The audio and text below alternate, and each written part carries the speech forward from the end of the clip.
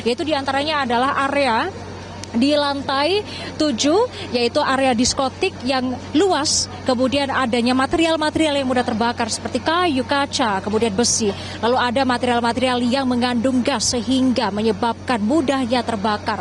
Lalu ada faktor-faktor lain, yaitu seperti lokasi yang tinggi karena terletak di lokasi lantai 7, 8, dan 9 yang menyebabkan tim pemadam kebakaran meskipun sudah menggunakan high pressure pump pun itu juga masih kesulitan di dalam mendinginkan atau memadamkan api-api, titik-titik api. Karena jika kita melihat mungkin dari luar terlihat tidak adanya api karena secara kasat mata. Namun kami tentu saja tidak tahu apakah di dalamnya masih ada titik-titik api yang muncul kembali, karena tadi dikatakan juga oleh informasi yang kami dapatkan.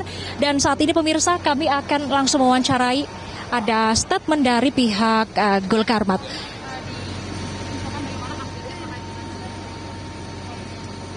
Ya, jadi sampai dengan sore hari ini, untuk kebakaran di Plaza Glodok sudah kami nyatakan sudah proses pendinginan atau kita lakukan evakuasi untuk mencari korban-korban yang teridentifikasi. Terinformasi ada sampai dengan saat ini ada 8 orang korban yang sudah lapor ke Poskotis dari masyarakat. Nah, ini kita berusaha sisir di TKP kebakaran, karena kan yang terbakar itu di lantai 7, 8, dan 9. Nah, ini kita membuat tim, ada 5 tim yang kita buat untuk melakukan penyisiran. Satu tim itu 5 orang. Nah, tadi baru saja ditemukan 1 orang korban pada jam 14.15. 1 orang, tapi memang kita tidak bisa lakukan identifikasi siapa korbannya karena memang korban sudah tidak bisa kita lakukan identifikasi, sudah tidak terbentuk lagi lah, sudah sama terus berbarengan dengan bahan material yang terbakar.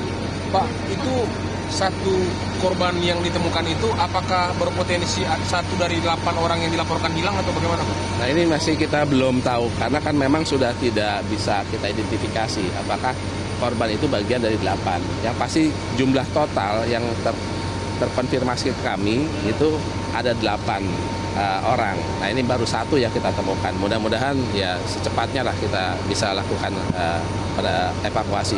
Pak, posisi penemuan jenazah itu katanya di dekat toilet, di dekat lift keluar, betul atau seperti apa? Jadi yang tadi yang kita temukan itu ada di lantai 8, dan kondisinya sudah tertumpuk dengan runtuhan bangunan.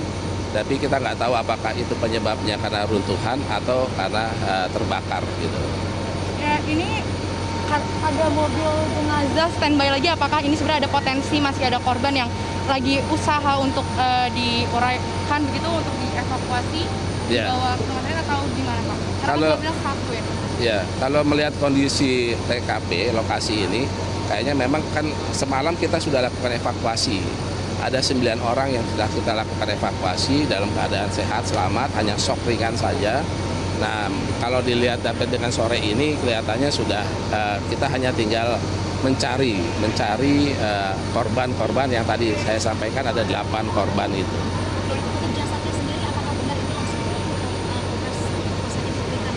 Iya, jadi tadi kita sudah koordinasi dengan ambulans dan kepolisian karena kan harus diidentifikasi oleh kepolisian. Jadi korban sudah dibawa ke rumah sakit Polri Kramat Jati. Ada kemungkinan bertambahkah korban yang hilang atau gimana sejauh ini, Pak? Tadi kan datanya yang kami konfirmasi itu dapat ada 8 orang. Ini baru kita temukan 1. Ya kemungkinan ya ada korban lagi yang akan kita temukan. Kira-kira kapan tim Inafis akan melakukan olah TKP setelah tim Inafis akan melakukan olah TKP kah setelah ini atau gimana, Pak? Belum. Jadi ini kan karena lokasinya belum kita nyatakan selesai. Pemadaman belum kita nyatakan selesai. Jadi kami tidak melarang semuanya untuk bisa masuk ke dalam. Karena kan ada juga yang pemilik toko yang berusaha untuk menyelamatkan. Karena kondisi ini bangunannya sudah tidak stabil, maka kami himbau untuk tidak masuk ke dalam sebelum kami nyatakan selesai. Pak, tadi ada informasi beberapa anggota damkar yang terkena reruntuhan dan itu ada konfirmasi nggak, Pak? Ya, Ya kalau sampai dengan saat ini informasi dari anggota atau dari masyarakat belum ada korban luka atau jiwa ya. Jadi kalau cedera tapi belum ada luka lah, belum ada korban. Pak, untuk sosok mayat tadi apakah dibawa ke rumah sakit Kramat Jati, itu yang pertama. Terus yang kedua, di lantai 7 dan lantai 8 itu kan ada parkiran mobil, Pak. Ya. Itu parkiran mobil-mobil itu udah dipastikan hangus atau masih aman, Pak, gitu, Pak, dari kebakaran ini? Ya kalau kondisinya kan memang Plaza Glodok ini ada parkiran ya, posisinya. Nah yang terbakar itu kan 7, 8, 9. Nah kalau yang sampai dengan parkiran ada beberapa kendaraan yang mobil dan motor, kita belum bisa identifikasi berapa jumlahnya. Nanti sambil berjalan kita lakukan identifikasi. Nah ini saya belum tahu nih nama diskotiknya, karena saya jarang main ke diskotik. Tapi dari pihak pengelola udah tahu kah terkait dengan tempat hiburan yang ini kebakaran dan apa sudah ada respon begitu ya? Sudah ada Dari pihak yang memiliki tempat. Oh iya.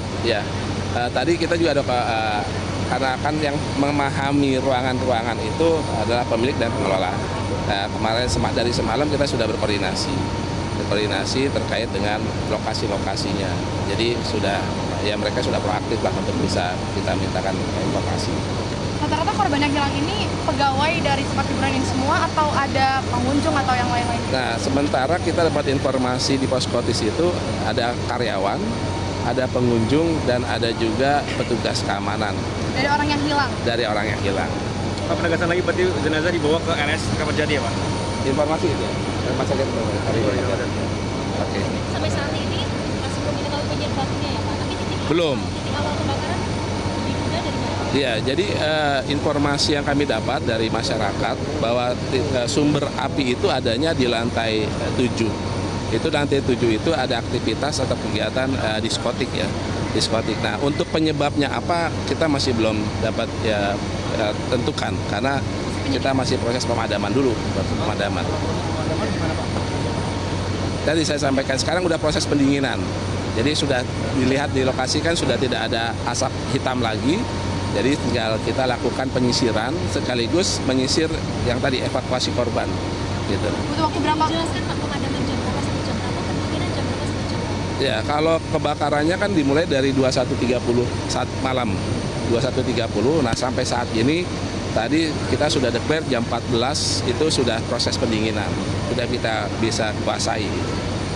Pendinginan dimulai dari siang tadi, bukan pendinginan ya Pak? Bukan, karena kalau itu masih kuning sifatnya, masih ada api, tapi kalau sekarang kan memastikan bara-baranya untuk tidak ada potensi untuk penyalaan lagi. Total unit yang dikerahkan berapa, Pak? Semuanya ada 47 unit dengan jumlah personil sekitar 230 orang. Berarti penegasan statusnya hijau, sudah hijau saat ini? Belum. Kalau hijau itu dinyatakan selesai. Kalau Oke. sekarang masih pendinginan, Berarti masih kuning? masih pendinginan dan kuning lah. Ya. Pak, ini kan tadi pendinginan tapi emang ada masih beberapa titik bara api dan kemudian asap di bagian belakang gedung ketika udah pendinginan dan asapnya mengepul kembali. Ada kemungkinan apinya terpicu kembali atau gimana, Pak, nanti? Nah itu namanya proses pendinginan itu berarti kita mencari potensi yang akan bara-bara yang mungkin bisa terjadi kebakaran lagi. Nanti kalau selesai, perwira operasi menyatakan pendinginan selesai, maka dinyatakan selesai. Kalau selesai dan putih hijau tuh sudah tidak ada potensi penyalaan lagi. Apakah bisa diprediksi pendinginan kira-kira butuh waktu berapa lama Pak melihat area yang cukup luas dan lain sebagainya? Nah ini kami belum bisa. Pada prinsipnya pantang pulang sebelum padam, walaupun nyawa taruhannya. Oke Bapak, ini kan pemadaman kurang lebih lebih dari 10 jam begitu ya. Ini Iya. jelaskan kendala, tantangannya apa dari tim pemadam kebakaran sampai selama itu gitu.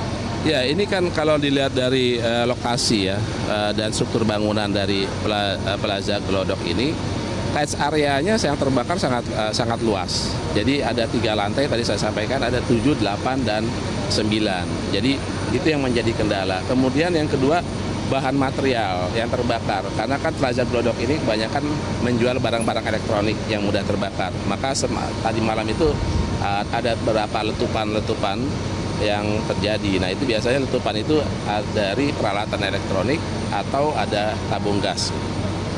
Kalau katanya ada banyak alkohol, itu salah satu pemicu juga Pak? Karena Nah itu perlu identifikasi. Mungkin perlu investigasi dulu. Nah, karena sekarang kita fokus masih pemadaman. Tadi betul apa dikatakan gas fuel ini menjadi salah satu pemicu kobaran api ini cepat menjalar dan semakin besar. Betul. Bukan. Jadi yang memicu itu pertama kan malam itu memang angin cukup besar. Nah kemudian bahan materialnya juga mudah terbakar karena barang-barang elektronik yang dijual kan. Nah itu yang memicu kenapa kok apinya cepat sekali terjadi perambatan. Betul.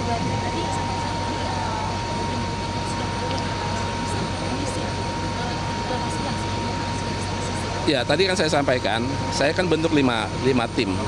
5 tim yang secara bergantian nanti mereka masuk menelusuri, menyisir lantai 7, 8, dan 9.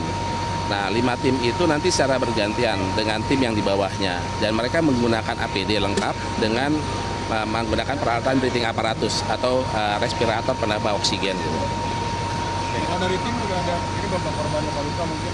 Belum, sampai saat ini belum ada informasi dari anggota maupun dari masyarakat yang terdampak terhadap kebakaran. Korban jiwa ataupun luka belum ada laporan. Oke, terima kasih. Jelajahi cara baru mendapatkan informasi. Download Metro TV Extend sekarang.